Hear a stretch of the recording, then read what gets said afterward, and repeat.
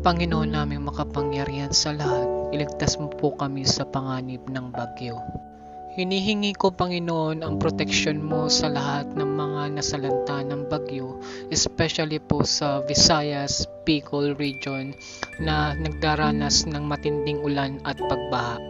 Nawa, Panginoon, patnubayan mo ang lahat ng mga pamilya na nasalanta ng bagyo. Dahil sa ulan nito, maraming napanganib na buhay.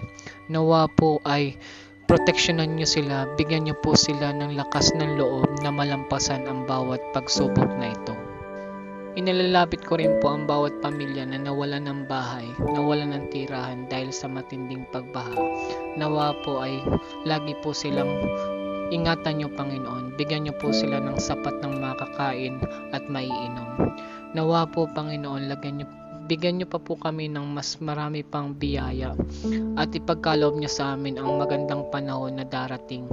At sa mga susunod na araw, Panginoon, ipagkaloob niyo na wala po sanang dumating na sa aming bagyo. Pagkat ikaw po ang makapangyarihan sa lahat, wala pong imposible sa inyo, Panginoon.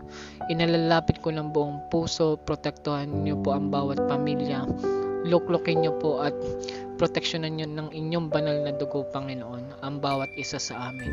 Nawa po ilayo niyo po kami sa panganib na dala ng bagyong ito. Ito po ang pinapaabot namin sa pangalan ni Jesus na aming Panginoon. Amen.